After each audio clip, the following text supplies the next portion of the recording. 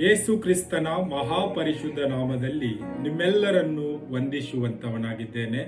Price the lord. ಶಾಲೋಮ್. ಈ ಬೆಳಗಿನ ಜಾವದಲ್ಲಿ ವಾಕ್ಯ ಓದಿಕೊಳ್ಳೋಣ.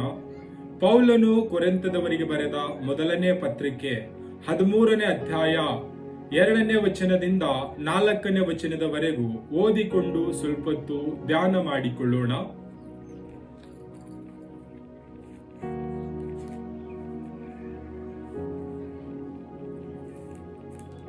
ನನಗೆ ಪ್ರವಾದನ ವರವಿದ್ದರೂ ಎಲ್ಲ ರಹಸ್ಯಗಳು ಸಕಲ ವಿಧವಾದ ವಿದ್ಯೆಯು ತಿಳಿದರೂ ಬೆಟ್ಟಗಳನ್ನು ತೆಗೆದಿಡುವುದಕ್ಕೆ ಬೇಕಾದಷ್ಟು ನಂಬಿಕೆ ಇದ್ದರೂ ನಾನು ಪ್ರೀತಿ ಇಲ್ಲದವನಾಗಿದ್ದರೆ ಏನು ಅಲ್ಲದವನಾಗಿದ್ದೇನೆ.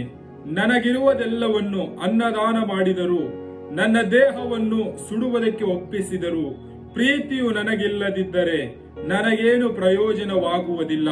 ಪ್ರೀತಿ ಬಹು ತಾಳ್ಮೆ ಉಳ್ಳದು, ಪ್ರೀತಿ ದಯ ತೋರಿಸುವುದು, ಪ್ರೀತಿ ಹೊಟ್ಟೆ ಕಿಚ್ಚು ಪಡುವುದಿಲ್ಲ, ಹೊಗಳಿಕೊಳ್ಳುವುದಿಲ್ಲ, ಉಬ್ಬಿಕೊಳ್ಳುವುದಿಲ್ಲ, ಮರ್ಯಾದೆಗಟ್ಟಿ ನಡೆಯುವುದಿಲ್ಲ. ಈ ವಾಕ್ಯದಲ್ಲಿ ನೋಡುವಾಗ ನನಗೆ ಪ್ರವಾದನ ವರವಿದ್ದರೇನು, ರಹಸ್ಯಗಳ ನುಡಿಗಳನ್ನು ನಾನು ನುಡಿಯುವವನಾಗಿದ್ದರೇನು, ನನಗೆ ಪ್ರೀತಿ ಇಲ್ಲದಿದ್ದರೆ ನಾನು ಯಾವುದಕ್ಕೂ ಪ್ರಯೋಜನ ಇಲ್ಲ.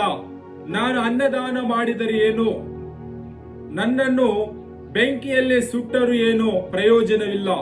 ಯಾಕೆ ಎಂಬುದಾಗಿ ನೋಡುವಾಗ ನಮ್ಮಲ್ಲಿ ಪ್ರೀತಿ ಇಲ್ಲದಿದ್ದರೆ ಅದು ವ್ಯರ್ಥವಾದಂತಹ ಕಾರ್ಯವಾಗಿದೆ.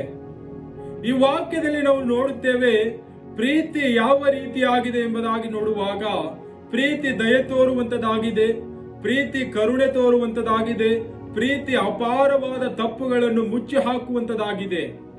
ಆ ಪ್ರೀತಿ ನನ್ನಲ್ಲಿಲ್ಲದಿರುವಾಗ ನಾನು ಈ ಲೋಕದಲ್ಲಿ ಜೀವಿಸುವುದು ವ್ಯರ್ಥ ಎಂಬುದಾಗಿ ವಾಕ್ಯದಲ್ಲಿ ನೋಡುತ್ತಾ ಇದ್ದೇವೆ. ನನ್ನಲ್ಲಿ ಎಷ್ಟೇ ಅಪಾರ ಸಂಪತ್ತಿದ್ದರೇನು, ನಮ್ಮಲ್ಲಿ ಅಪಾರವಾದಂತ ಆಸ್ತಿ ಇದ್ದರೇನು, ನನ್ನಲ್ಲಿ ಪ್ರೀತಿ ಇಲ್ಲ ಎಂಬುದಾಗಿ ನೋಡುವಾಗ ಯಾವ ಜನರು ಕೂಡ ನನ್ನೊಟ್ಟಿಗೆ ಮಾತನಾಡುವುದಿಲ್ಲ, ಯಾರು ನನ್ನೊಟ್ಟಿಗೆ ಸ್ನೇಹ ಸಂಬಂಧ ಬೆಳೆಸುವುದಿಲ್ಲ.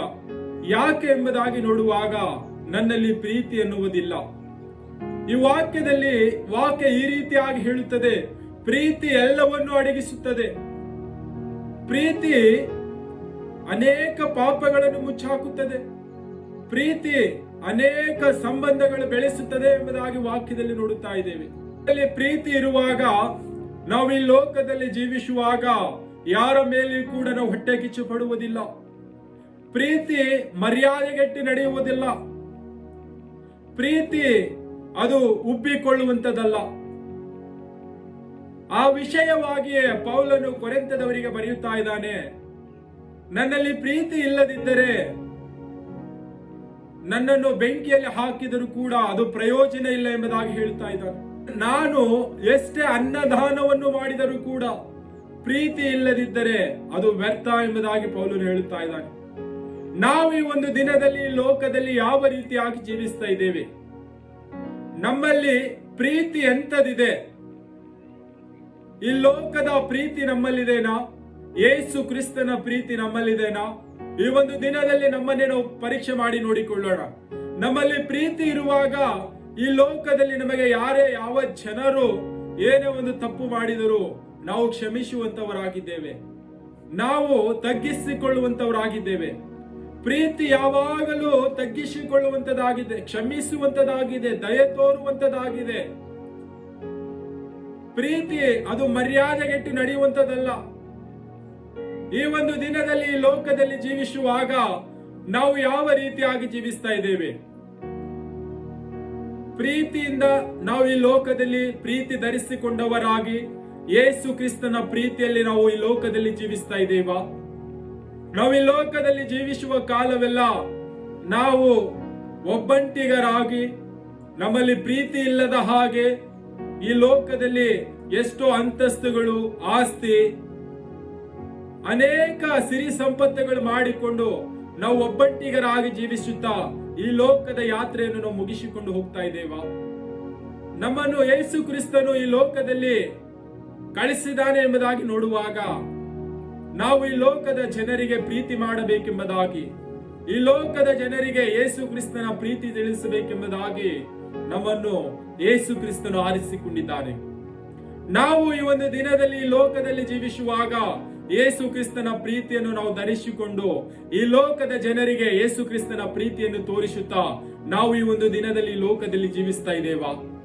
ನಮ್ಮನ್ನೇ ನಾವು ಪರೀಕ್ಷೆ ಮಾಡಿ ನೋಡಿಕೊಳ್ಳೋಣ. ಈ ಸುಂದರ ಸಮಯವಾಗಿದೆ. ನಾವು ಪ್ರೀತಿ ಧರಿಸಿಕೊಂಡವರಾಗಿ, ಯೇಸು ಕ್ರಿಸ್ತನ ಪ್ರೀತಿ ಧರಿಸಿಕೊಂಡವರಾಗಿ ಈ ಲೋಕದಲ್ಲಿ ಜೀವಿಸುತ್ತಾ ಈ ಲೋಕದ ಒಂದು ಯಾತ್ರೆಯನ್ನು ನಾವು ಮುಗಿಸುವಂತವರಾಗಬೇಕು. ನಮ್ಮಲ್ಲಿ ಪ್ರೀತಿ ಇಲ್ಲ ಎಂಬುದಾಗಿ ನೋಡುವಾಗ ಅನೇಕ ಜನರು ನಮ್ಮಿಂದ ದೂರ ಹೋಗುವಂತವರಾಗಿದ್ದಾರೆ. ನಮ್ಮಲ್ಲಿ ಪ್ರೀತಿ ಇಲ್ಲ ಎಂಬುದಾಗಿ ನೋಡುವಾಗ ಕೋಪ, ಅನೇಕ ಈ ಲೋಕದ ಪಾಪದ ಜೀವಿತ, ಈ ಲೋಕದ ನಾಶನ ಮಾರ್ಗ, ಇವೆಲ್ಲವುಗಳು ಕೂಡ ನಮ್ಮ ಜೀವಿತದಲ್ಲಿ ಬರುವಂತದಾಗಿದೆ. ನಮ್ಮಲ್ಲಿ ಪ್ರೀತಿ ಇರುವಾಗ ಎಲ್ಲವೂ ಕೂಡ ಸಂತೋಷಕರವಾಗಿರುತ್ತದೆ. ಅನೇಕ ಜನರು ನಮ್ಮನ್ನು ಒಟ್ಟಿಗೆ ಸ್ನೇಹ ಸಂಬಂಧ ಬೆಳೆಸುತ್ತಾರೆ. ನಾವು ಈ ಒಂದು ದಿನದಲ್ಲಿ ಈ ಲೋಕದಲ್ಲಿ ಪ್ರೀತಿ ಇಲ್ಲದವರಾಗಿ ಜೀವಿಸುವಾಗ ಈ ಒಂದು ಸುಂದರ ಸಮಯವಾಗಿದೆ. ಯೇಸು ಕ್ರಿಸ್ತನ ಪ್ರೀತಿಯನ್ನು ಧರಿಸಿಕೊಂಡು ನಾವು ಈ ಲೋಕದಲ್ಲಿ ಜೀವಿಸುವಂತವರಾಗೋಣ. ಕರ್ತನು ಈ ವಾಕ್ಯ ನಮ್ಮೆಲ್ಲರ ಆತ್ಮೀಯ ಬಗ್ಗಾಗಿ ಆಶೀರ್ವದಿಸಲಿ. ಆಮೇನ್.